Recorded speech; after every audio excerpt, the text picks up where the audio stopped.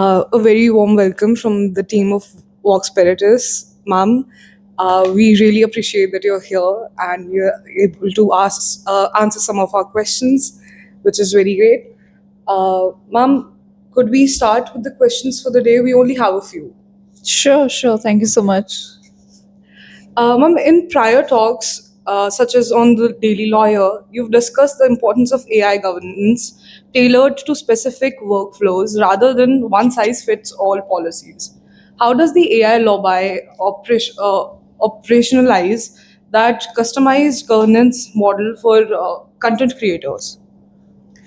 So, the reason why an AI governance framework is customized to specific requirements, industries, and even the use case is because you can either be building, deploying, or using AI. You could be doing all three. Your industry could be different. So, the entire governance framework has to be curated to that requirement, which basically means that an AI governance professional slash lawyer needs to have a skill in the product, a skill in the business that they're talking about. In this case, if it's content creation, the way in which it would work is if there is a tool with which content is being generated, the generative AI, what that would imply is you would have to go into the details of how every feature in the tool is working. You would go into the back end to see from a login, log out, all the way up to the actual generation, at what point data is hitting the LLM. What is the data on which the LLM has been trained? Has there been enough diversity of that data to prevent cognitive bias or gender bias or just hallucinations in general, right? So that's one aspect of it. The other is actually speaking to everyone in the value chain, which includes a customer. So in this case, if it's a content creator, if it's a person on whose personality the tool has been trained. Today you have 11 labs, which is going to give you voiceovers generated by AI. Obviously, it's been trained on someone's voice.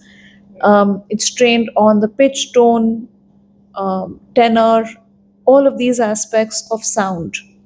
So it's important that you are actually interviewing everyone in the value chain basis their use case of the AI tool.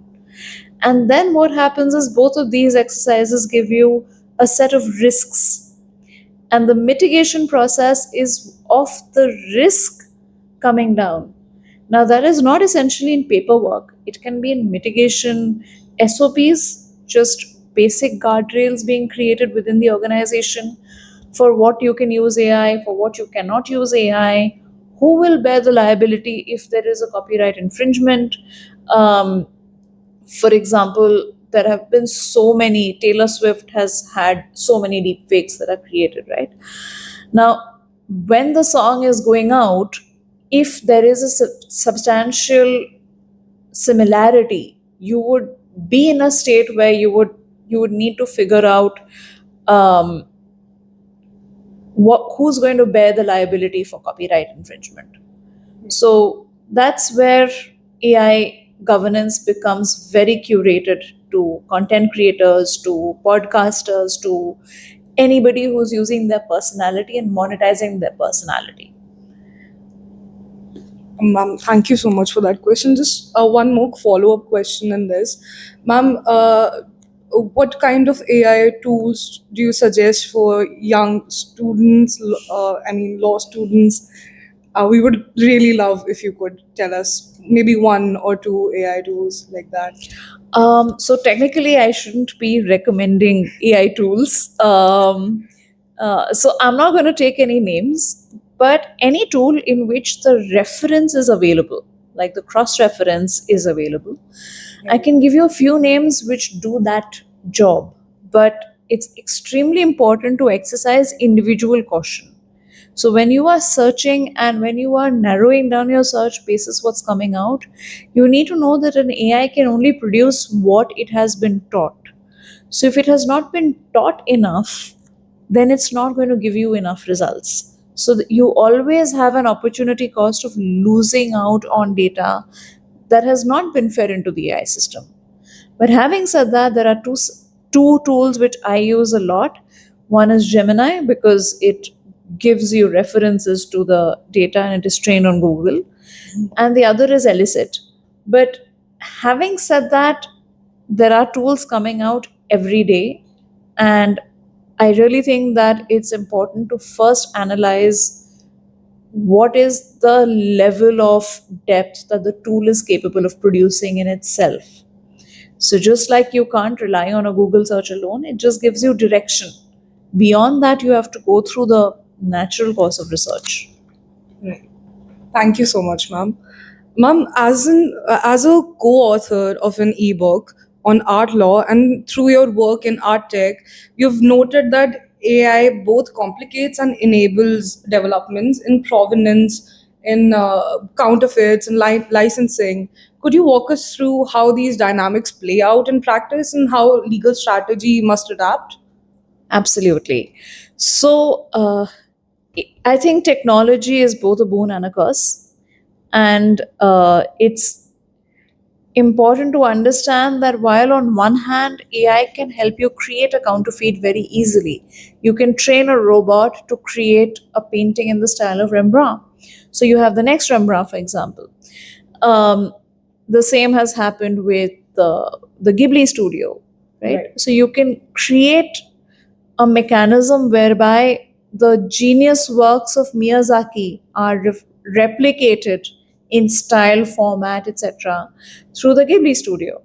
But when it comes to provenance, when it comes to a provenance of a painting like M.F. Hussein's painting, which was 100 crores worth, and it's been in the news recently for its recent sale, that's where the art piece becomes valuable beyond just a piece of paper. It is worth more than 10 real estate plots. So that is where you need to ascertain if it's really original or not. And if an oil painting can be recreated using an AI robot or an agent, then it's very easy to replicate that. The only way in which art tech helps is through the blockchain, is through other certification mechanisms, where the technology goes back to trace the title deeds to the original artwork. Because even today, there are enough senior artists, masters, living legends who are whose provenance is nothing but a WhatsApp video of them signing something. In the age of technology, that is dangerous because you could be signing anything. Right. That's one aspect of it. The second is that in the age of technology, even that signature can be replicated very easily. So art tech is really evolving to be able to predict the pricing, to allow fractional ownership of art as an investment vehicle, to certify what is art that has gone through provenance, and to use AI even to detect counterfeits. Because one of the primary use cases of AI is you can feed it large amounts of data and train it to take out certain specific elements of information from it. So that's the bit on provenance and art tech. Thank you so much, ma'am. I just have one final question for you and then we'll wrap up. Ma'am, on a broader note, to wrap up, I'd like to ask you that how has your legal philosophy evolved across roles from an in house counsel to a founder and strategic consultant? And how does that influence the advice you offer to the AI lobby, in the AI lobby? The role has evolved accidentally, for sure. It was never planned to be an entrepreneurship role. I was a very risk averse law student, didn't even consider litigation, uh, was an absolute studious nerd. But um, I think I think the transition happened when I joined a startup as a legal head, and also when life changes happened. And as time went by, I just went with the course and I started taking more risks in life in general and also with work. moved from FMCG to digital media, handled massive regulatory crises on the litigation front, on the compliance front, on the contractual front. And at that point, I realized that I not only have a knack for technology, and I mean, it's only when I was in digital media that I started working on NFTs and the blockchain. Uh, but it's also a business acumen and a desire to create impact. So the AI lobby is basically just a culmination of all of this, because this is where law, business, technology come together. So, having built a product in tech, having been a partner in a global firm for technology, having had a career in the in house teams of various businesses across sectors, and of course, being a lawyer myself, they come together for you to give solution oriented advice to clients. So, you're able to create a visible impact on their business structures. Right.